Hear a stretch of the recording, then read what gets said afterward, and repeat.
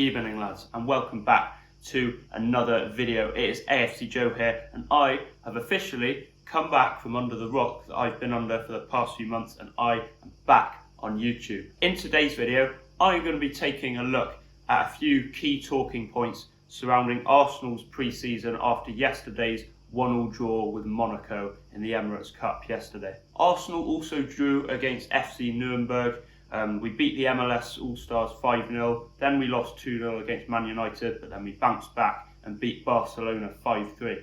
So we've had a bit of a mixed bag of results, and with that comes a mixed bag of performances. So I'll just try and sum up as best as I possibly can all of the key talking points surrounding Arsenal's pre-season.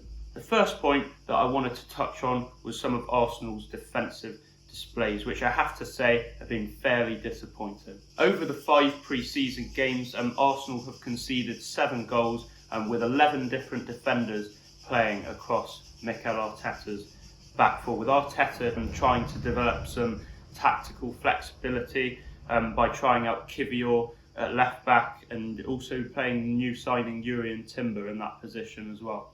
Unfortunately, we have looked a little bit disjointed at times defensively, and we look particularly vulnerable on the transition, particularly in that game against Manchester United. Even in the games which we won, we were conceding a lot of chances which on another day could have been put away by some of our opponents. And against that, and in that game against Manchester United, we could have conceded a lot more goals than we did. This might just be me, but I do find it a little bit worrying, and have noticed a bit of a dip in form from Gabriel and Saliba, who were a very solid centre-back pairing last year.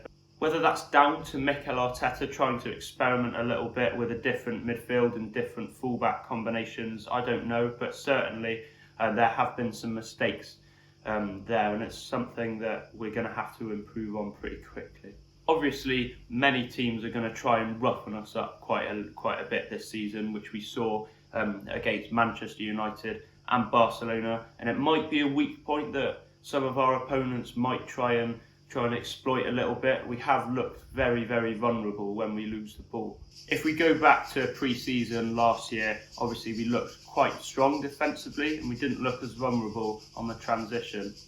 It may well be down to a lack of familiarity between some of our defensive players, with Arteta obviously changing our defensive lineup quite a bit over the course of the pre-season games. And clearly it's better to be making some of these mistakes now rather than make them when the actual season starts. I am hoping that once the season does start, and when we won't be making 5-6 subs at a time, that this problem will fade away. I guess the game against Man City on Sunday will tell us a lot about whether it's just pre-season experimentation or whether maybe perhaps there's a deeper issue that might need to be addressed. Next up, something else that I wanted to touch on was to talk about how some of our new signings have got on. As you know, Arsenal have brought in Kai Havertz, Jurrien Timber and Declan Rice, with all 3 of those players seeing minutes over the course of these pre-season games. Overall, I am liking what I've seen from these 3 players. Whilst the signing of Kai Havertz has divided opinion amongst the Arsenal fan base, he has bagged a couple of goals, and I think that he has progressively improved in that number 8 role. And as for Jurrien Timber, I'd say that he's probably been the best out of our 3 signings so far in pre-season, with Arteta using him as a right back and at left back, where he seems to be playing in that inverted fullback role. He looks very comfortable on the ball and very technically secure, and I think that his versatility will really help Arsenal this season in being more tactically flexible. I also think that Timber may have saved Kieran Tierney's Arsenal career, with Tierney not having to play in that inverted fullback role that he looked so out of place in last season, and with Timber being able to play that inverted role on the other side, I think that Tierney's going to be able to be more comfortable just playing as a natural left back rather than having to almost play in midfield to replicate Alexander Zinchenko. And as for Declan Rice, the big money signing from West Ham, I don't really think we've seen enough of him to really give an overall judgment. I thought Declan Rice did struggle quite a bit against Man United, with him constantly having to run back to deal with Man United's dangerous transitions rather than do what he's really good at and using his power to bring the ball forward from midfield. However, yesterday against Monaco, he did look a lot better when he was playing in that number 8 position, where he was making some really clever overlapping runs on the left-hand side and combining well with Gabriel Martinelli.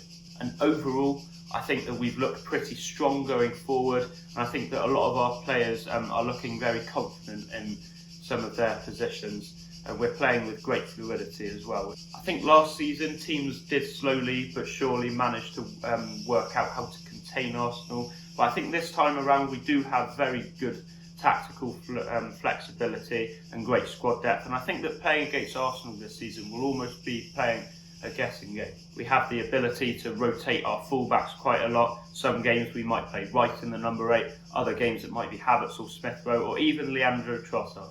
And last season that wasn't really the case, with us playing in a very similar way with the same players playing in the same positions week in, week out. But with some of the new signings that we've made, there's going to be very healthy competition for first team places, and with far better squad depth and tactical flexibility, we are going to be stronger this season than we were last year. If I had to pick a standout player across these 5 games, it would be Leandro Trossard. Trossard obviously scored those 2 absolutely excellent goals against Barca, and when he came on against Monaco yesterday, I thought he was really threatening and really making a lot of things happen with his trickery and unpredictability. He's just so good in those tight spaces, and with his low centre of gravity and chemistry with other players around him, he's such a difficult player to contain. And with Jesus being injured, he may have an opportunity to make that number 9 position his own.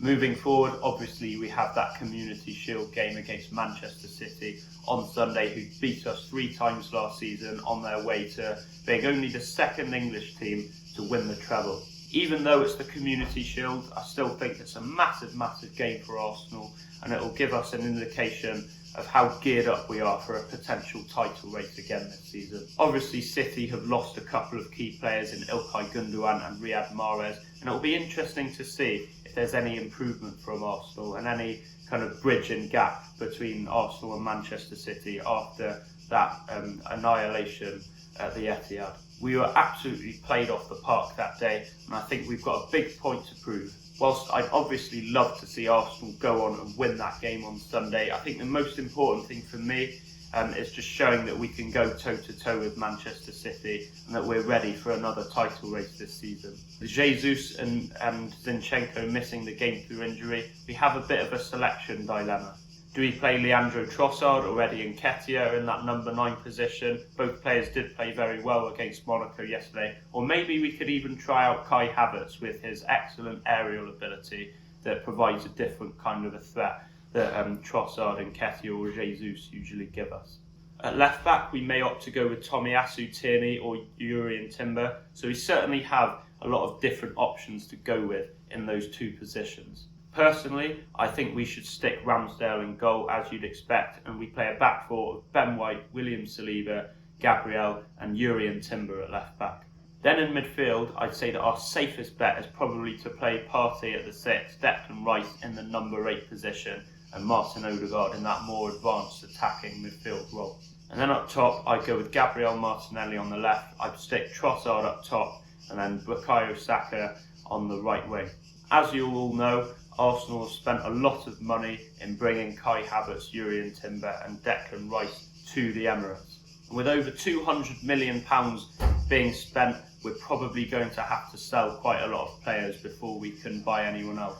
We do have a fairly big squad that needs to be trimmed, with Austin Trusty being confirmed as a Sheffield United player today. And I also think that we should sell Nuno Tavares, Cedric and Rob Holding, and I think hopefully we can get somewhere between 25 and 30 million between the 3 of those players.